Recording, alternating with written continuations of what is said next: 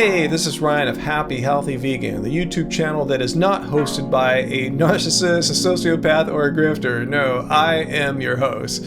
So hopefully you guys aren't getting too bored here of my blood test videos. I've been making them ever since we started our YouTube channel back in 2013, and I've been vegan since 2010. So full transparency, showing my blood test, showing you how I'm not deficient, not dying of some kind of protein deficiency or something like that, or diabetic. On this video, it's going to be a little bit different. I'm going to share with you the results of not only my most recent blood test, but also the results of a calcium artery scan that I had done a few months ago. And we're going to put this all in context with my latest blood test. And also, I'll share with you the results of me having met with a cardiologist for the past 6 months to analyze my lipid panels. Because if you guys have been following my videos, as I've been getting a little bit older, my cholesterol and LDL has been rising a little bit, and I wanted to see why, be a little proactive, do some preventative medicine if necessary.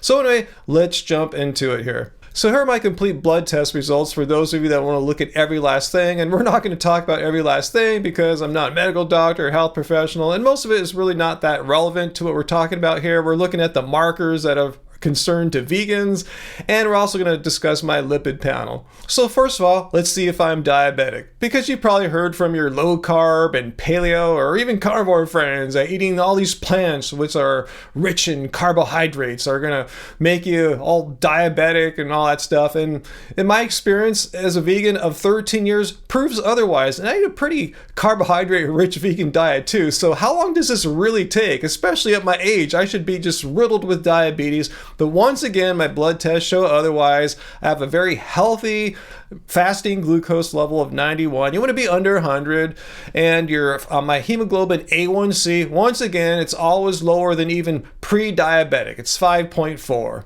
All right, so let's see if I'm one of these protein deficient vegans and calcium deficient while we're at it here too, because you hear this all the time, right? Vegans, you guys don't get enough protein. You don't have all the essential amino acids necessary for life. Well, first of all, I'd probably be dead if that were true. But anyway, let's look at my markers here. First of all, let's look at my calcium, and despite having had no dairy products of any kind for 13 years plus, totally fine within the reference range.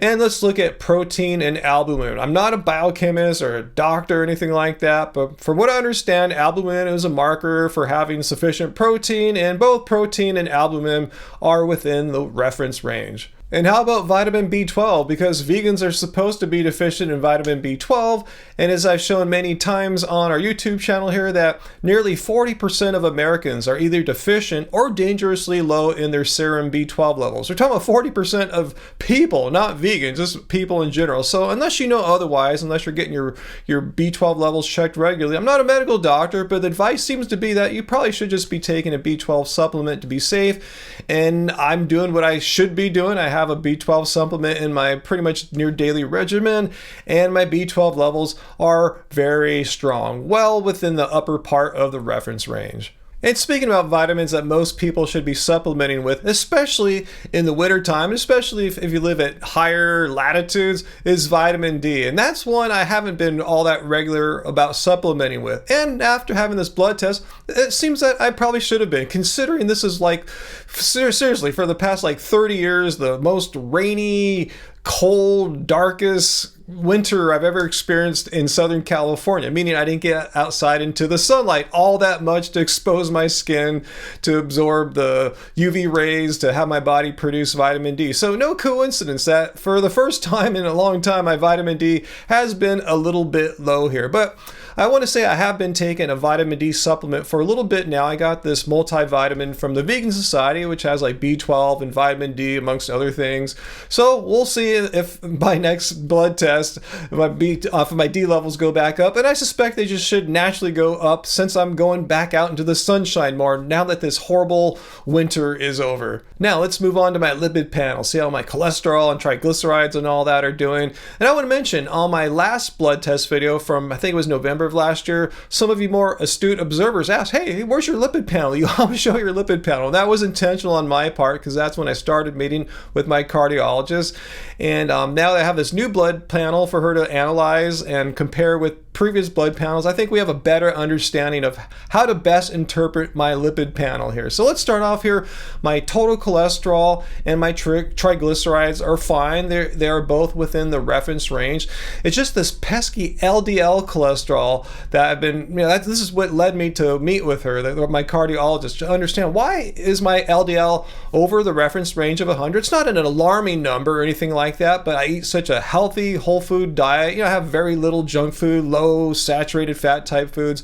So what is going on here? Am I at any increased risk of cardiovascular disease? I wondered that, so that's why I paid out of my own pocket, out of my own health insurance network, to meet with a vegan, an ethical vegan, who happens to be an excellent cardiologist. So one thing she had me do was get a calcium artery heart scan, which I had never done before, and the results came back 0, which is the lowest score, obviously, which puts me at the lowest risk of future heart disease, at least for the next 5 years. And since I'd never had a calcium heart scan before, I learned a lot about this, because you probably heard some 40-year-old carnivore guy on YouTube or Instagram saying, hey, I eat meat every day and I have a calcium artery score of 0. So yeah, therefore eating a bunch of meat doesn't increase your risk of heart disease. Well, little do they tell you, or maybe they didn't know, is that that's normal. You can be 40 years old and eat meat 24/7 and your calcium artery score will most likely be 0. It's not until after you pass the age of 50, like squarely at my age, 55, where you'll start seeing increased calcium artery scores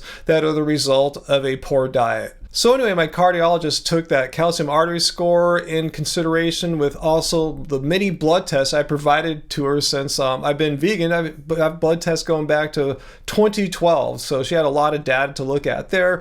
Furthermore, combined with other factors as far as my overall health, my body mass index, I'm not diabetic, pre-diabetic, or anything like that. My blood pressure is really good. Here's my latest blood pressure result from right before I met with her. So anyway, despite having a LDL number over the reference interval of 100, that's what they say, cardiologists want your LDL to be below 100, but it's not the only factor, the only variable that they look at. Like I said, they look at the totality of everything, and she knows that I exercise all the time. Everything about me is healthy.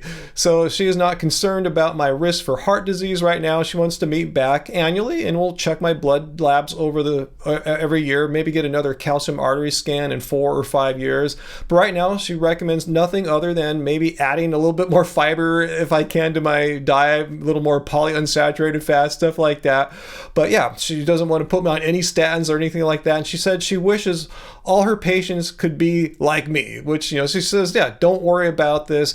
And we speculated my higher LDL numbers might just be related to my increased body weight. When my LDL numbers were at their lowest is when I was eating almost raw kind of diet, and I weighed 30 pounds less than I do now. And then you can kind of correlate my increased body weight with my LDL numbers going up or something like that. But anyway, so if in case you guys are worried about my health, I appreciate you guys' concern, but my cardiologist gives me the green light on health, and my heart disease risk right now is low, and I'm going to keep maintaining my current lifestyle and dietary patterns per her recommendations. Also, for the extremely curious, probably haters who may have paused the video at the beginning, may have noticed that my white blood cell count was a little low. And asked my doctor again about this. He says, really nothing to be concerned about as long as it's not a consistent pattern. If you look at my blood test videos, my white blood cell count has never been low, except for one time. Strangely, again, let's go back to my raw days back in 2012, or high raw days. Back then, I had a similar white blood cell number, but it's been within the reference range for the 10 plus years since then. So anyway, we'll keep an eye on it, but odds are I probably won't say anything like that again for maybe another 10 years. So anyway, I'm really glad that I took the time and the money to meet with a cardiologist right now as I'm in my mid-50s to assess my risk of heart disease, because I don't know if you guys know, both my parents have heart disease. My dad had a heart attack and is no longer with us. My mom has heart disease too, so I guess that puts me at high risk. So I figured it'd be a prudent thing right now, given my higher LDL numbers, to meet with a professional, a cardiologist, a specialist, and get a professional assessment of my health risk, my cardiovascular disease risk, and just a general assessment of my general healthiness right now. And I'm glad I did, so I can sleep a little better at night now, knowing that I'm doing everything I should be doing, and she doesn't think my risk is all that great for heart disease. In fact, it's a 0 according to the calcium artery scan. So anyway, it's something to think about, guys. If you guys are getting older and you have some heart disease in your family, it might be a good idea to meet with a cardiologist before you get too old and it's hard to change things. Just my personal opinion here. I'm not a doctor or anything like that. Anyway, guys, leave your comments and questions down below. Let me know if you've been watching my videos over the years and were a little concerned about my LDL numbers, and let me know what you think now I've gone through this whole thing I've been doing here with my cardiologist for the past 6 odd months. Let me know. Like I said, I feel good. Let me know if you have any concerns or anything like that. Also hit like, share this video, and remember, guys, until next time, it doesn't suck being vegan.